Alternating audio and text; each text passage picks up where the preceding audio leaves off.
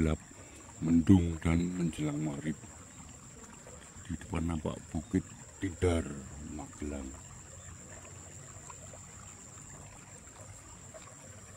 Magelang sebuah wilayah yang dikepung gunung-gunung dan bukit-bukit di setiap arah mata angin, dan hal itu adalah sakral bagi umat Hindu dan Buddha. Maka pada masa kerajaan Mataram kuno periode Jawa Tengah pada ke-8-10 itu banyak didirikan bangunan candi.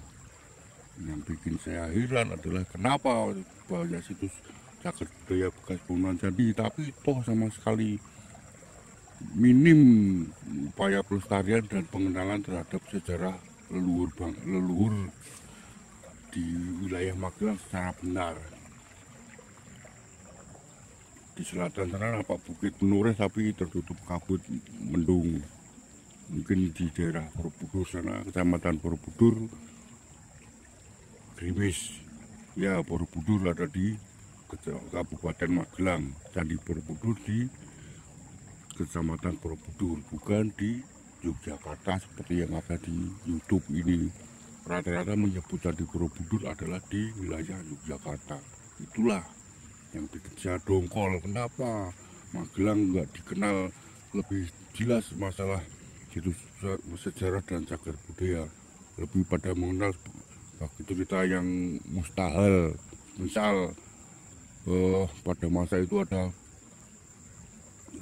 perang sama dikepung Jin Sunto atau siapa itu, dikepung oleh kerajaan Mataram Islam. Itu kan aneh. Mataram Islam kan itu udah belum beberapa lama, itu bahkan udah lebih dari abad 15 supaya itu. Dan kerajaan Mataram kuno adalah abad ke-8, lebih lama, tapi nggak dikenal. Magelang itu udah ada sejak itu, bukan hanya karena masalah dikepung lalu dalam formasi melingkar konon mengepung itu disebut sebagai formasi gelang, maka disebut Magelang. Itu bagi saya ada gelang, karena gelang kalau menurut saya adalah formasi susunan bukit-bukit dan gunung-gunung yang mengepung Kabupaten Magelang. Itu dalam arti adalah seperti halnya Ibu Pertiwi, itu harus tempat kelahiran yang sangat berharga gitu. Tapi entah, sejarah lagi-lagi sejarah dan bahkan warisan situs cagar budaya pun minim pelestariannya. Seperti yang saya dapatkan sejak 2017 itu, sampai bikin channel gini.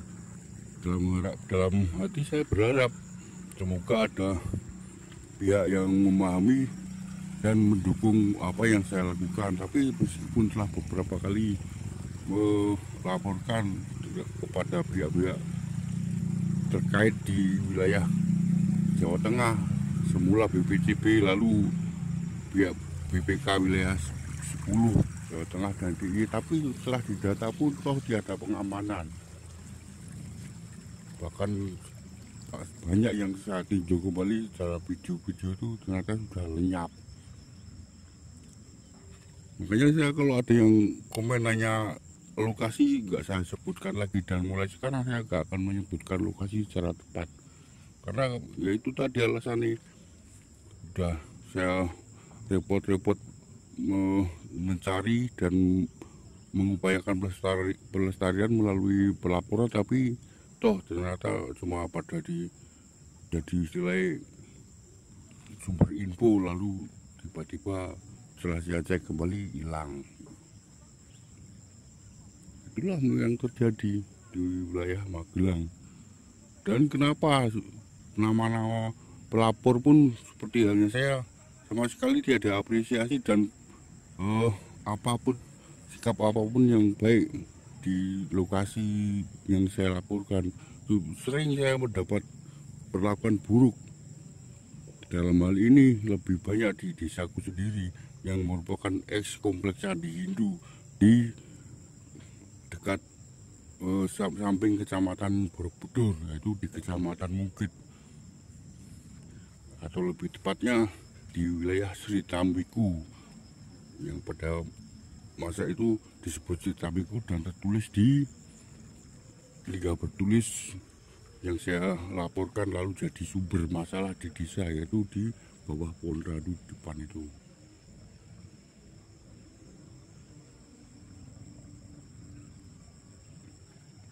Banyak saja kalau Anda melihat video-video saya yang ada ribuan itu di channel ini, itu sudah jadi bukti bahwa saya begitu banyak melakukan belusuan dan sebagainya hingga pelaporan untuk visi pelestarian cagar budaya, tapi lagi-lagi nggak ada respon apapun dari pihak desa. Yang telah situs yang telah saya laporkan tidak ada pengamanan dan tetap aman diperjualbelikan. Kenapa nggak menghargai leluhur? Itulah potensi budaya yang ada, cuma pada dijual, nggak menghargai leluhur. Konon katanya, wah apapun berkedok berjudul pasti rata-rata berjudul pakai Nusantara gitu.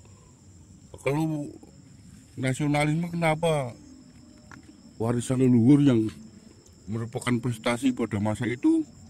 Karena pada masa itu kan belum ada bor, belum ada bigo, belum ada alat pahat, belum ada kendaraan untuk mengangkut batuan besar dan sebagainya yang dibawa dari lokasi sumber batuan tadi itu. Kan kalau membuat bangunan tadi itu, kalau di wilayah Magelang itu rata-rata bangunan tadi dibuat dari batu andesi, dan batu yang bisa dipahat atau bahasa Jawa ditata itu adalah diambil dari dekat kawah Gunung Merapi. Dalam hal ini adalah di wilayah Kecamatan Dukun, itu di tebing barat Gunung Merapi. Dan pada masa sekarang itu kebanyakan diambil dari daerah sumber. Saya bisa ngomong gini karena pernah bekerja di studio patung batu di Perumpung, Kecamatan Muntilan itu, yaitu di Sanggar Selendra. Jadi saya tahu belum mencari batuan tadi dan batu bagaimana, batu seperti apa yang bisa ditata dan dipahat. Jadi bisa kita bayangkan mereka udah, leluhur kita mengambil dari dari Merapi, karena sampai Merapi kan di timur sana, tapi sayangnya tertutup mendung, hujan gerimis di daerah kecamatan sana, Sawangan dan Dukun sana gerimis. Lalu dibawa ke misal Borobudur, arahnya sebelah sana sekitar 11 km arah selatan sana. Itu pada masa itu dibawa tanpa menggunakan alat angkutan dan yang modern seperti sekarang, dan jalanan pun masih banyak hutan dan sebagainya, hanya diangkut paling modern pada masa itu adalah pakai gerobak. Kenapa setelah jadi bangunan jadi cuma pada yang runtuh karena erupsi Merapi dan ditinggalkan oleh kerajaan Mataram kuno oleh pemerintahnya itu ke wilayah pada masa sekarang disebut sebagai Jombang itu, Jawa Timur sana. Lalu kenapa reruntuhannya nggak dilestarikan hingga masa kini? Kalau pada masa Mataram Islam ya emang karena udah berubah iman, makanya kebangunan tadi dirubah menjadi kuburan, musola dan masjid. Tapi kan sisa bebatuannya masih ada, termasuk patung dan prasasti Lingga, Yoni dan sebagainya. Tapi mengapa nggak dilestarikan? Kenapa hanya jadi sumber cuan untuk mencari nafkah dengan memperjualbelikannya? Itu yang nasionalisme. Yang bangga pakai kata Nusantara itu apa? Bullshit kalau saya. Realita nggak melestarikan sama sekali. Dan silakan Anda cek aja di YouTube ini. Lebih banyak berita politik itu. Mengagungkan prestasi-prestasi yang konon wow dan sebagainya, tapi sebagai jelata kayak aku kan, mana kalau di alam pedesaan seperti halnya petani dan sebagainya itu lebih ngerti gimana susah derita kaum petani dan juga, maaf saya rodo emosi maka terbawa sampai rodo istilahnya Dalam hati saya nangis. Lalu masalah pelestarian situs cagar budaya pun apa? Nggak ada sama sekali. Silahkan Anda cek di video-video channel saya ini. Ya begitu banyak yang saya lakukan penelitian dan upaya pelestarian, tapi nol dukungan.